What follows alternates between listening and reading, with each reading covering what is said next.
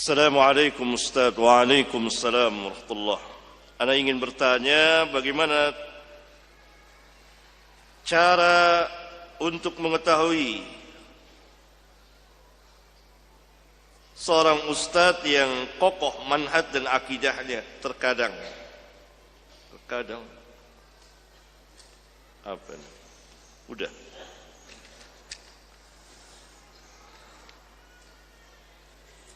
sekarang ini di pengajian-pengajian seperti ini agak sulit, kalau tidak mau dikatakan sangat sulit. Beda dengan pengajian di tahun 80-an. Beda. Bisa tahu. Kenapa? Karena yang menjadi asas dakwah saat itu manhaj dan akidah. Itu makanan keseharian setiap hari. Sehingga dengan izin Allah masuk dan secara mujmal, secara garis besar, para penuntut ilmu biasa, apalagi yang pelajar ilmiah, tahu kalau ada yang mengajar sesuatu berbeda, kontan otomatis, wah nggak beres. Tapi dia tidak bisa menyatakan dengan bahasa di hati, tahu. Karena ini menyinggung pelajaran yang dia terima ketika itu.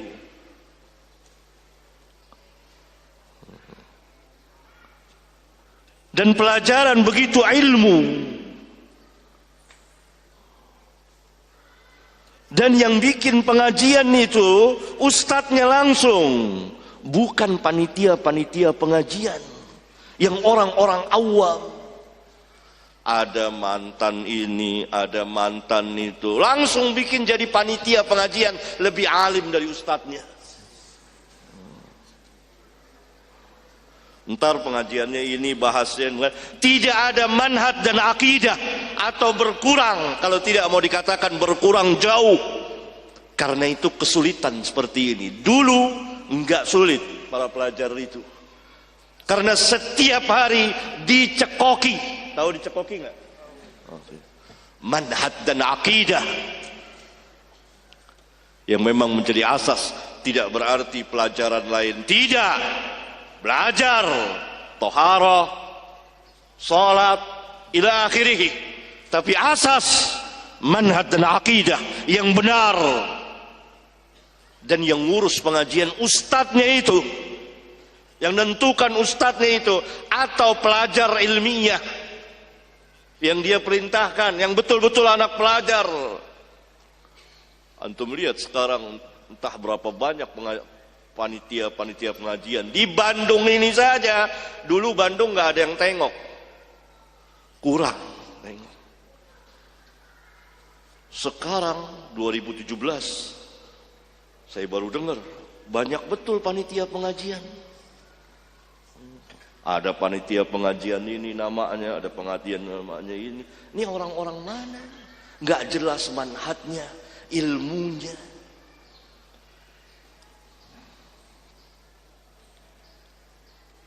Pergeseran. Bukan seperti itu dakwah.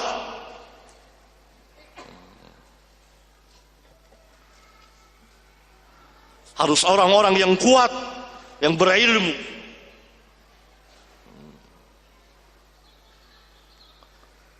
Begitu. Tentu penanya nggak bakal tahu.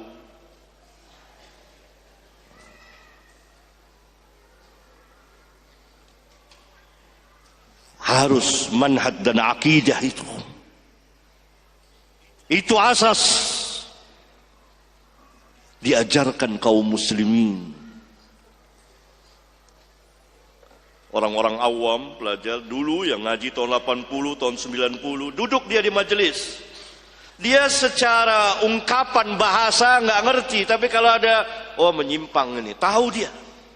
Oh nggak beres, nggak beres nih. Wah ini ngajak-ngajak demo nih, nggak beres ini ngomongnya. Wah ini udah ngelantur nih. Tapi secara ini dia ada kontak otomatis karena manhaj membentuk dirinya itu. Bagaimana tidak setiap hari diajarkan manhaj dan akidah. Tahu firqah-firqah sesat, tahu. Itu yang awamnya. Bagaimana dengan yang pelajar ilmiahnya? Tahu, bisa membantah.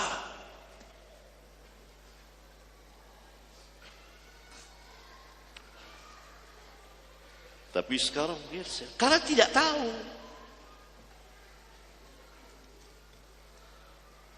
Ya pantas tidak tahu, tanya kepada ahli ilmu.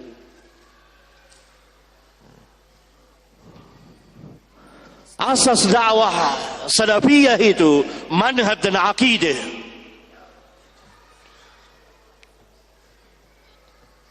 Jangan ada orang mengatakan, wah kalau manhaj tauhid kan nggak belajaran yang lain. Ini orang baper. Belajar mas. Belajar semua belajar, ada pelajar ilmiah, tapi ini asas nggak boleh ditinggalkan.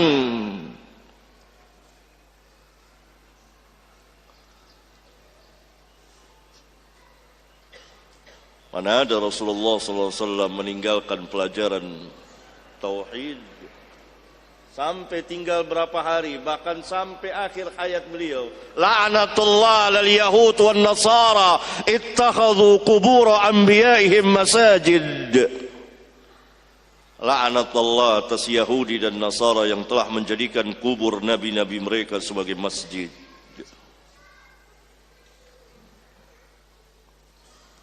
Panitia-panitia pengajian ngaji. Wah, ini banyak ini. Ada Jakarta mengaji, ini mengaji, ini ngajinya udah lama, udah tahun 80-an udah ngaji, nggak usah disebut ngaji lagi. Bikin semuanya. Apa ini? Orang. Ya, antum tahu kan? Ini orang-orang awam nggak ngerti apa-apa, tidak ngerti manhaj, tidak ngerti akidah, harus belajar dulu. Ada mantan macam-macam lah. Antum mungkin lebih tahu dari saya. Bikin jadi panitia pengajian. Padahal dia sendiri nggak tahu din, nggak tahu agama. Hanya modal semangat. Dulu tidak seperti itu, harus belajar. Harus yang ngerti, berilmu. Bikin pengajian apa nih kita? Dulu masa sulit. Nggak ada orang awam baru tobat langsung jadi, nggak ada. Itu diantara penyebabnya. Nggak tahu pasti nggak tahu. Karena manhaj dan akidah belum tertanam.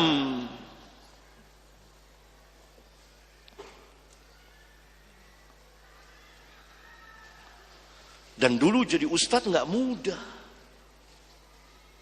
Gak gampang, harus betul-betul. Alangkah banyaknya sekarang yang diustadkan. Baru ngaji sebentar, tahu-tahu di kejauhan sudah dipanggil ustad. Nah karena panitianya juga orang awam, ya dipanggil juga. Bertemulah kejahilan dengan kejahilan. Dan ini tidak benar. Karena itu kesian nanti yang baru ngaji, nggak tahu dia tentang manhaj dan akidah, nggak tahu. Dan dia bisa duduk di mana saja. Karena itu ketika tampil sebagian duat yang mengatasnamakan sunnah terpengaruh, atau orang-orang yang pinter ngomong dari kaum Jahmiyah terpengaruh, atau nanti masuk manhaj madhab boleh-boleh saja.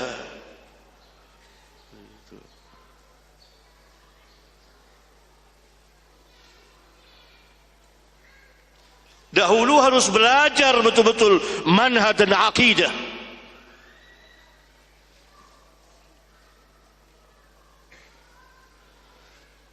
Syekhul Islam Ibn Taimiyah rahimahullah ta'ala, jam berapa?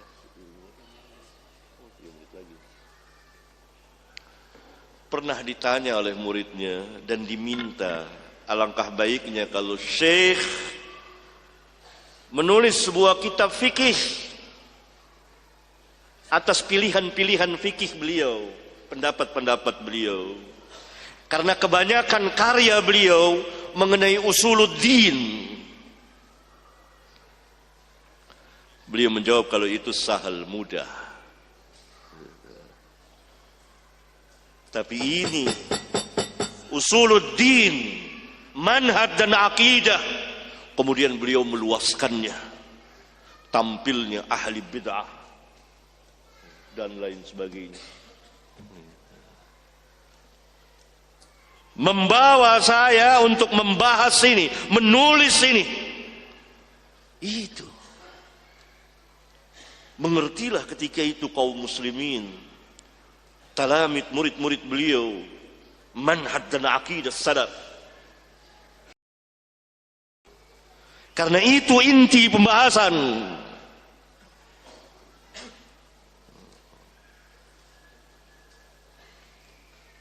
Begitulah.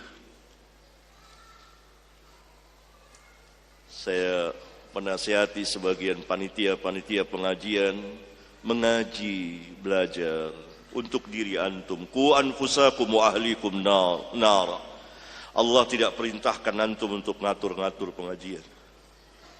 Tapi sebagian manusia ntar nuduh saya ngatur-ngatur pengajian.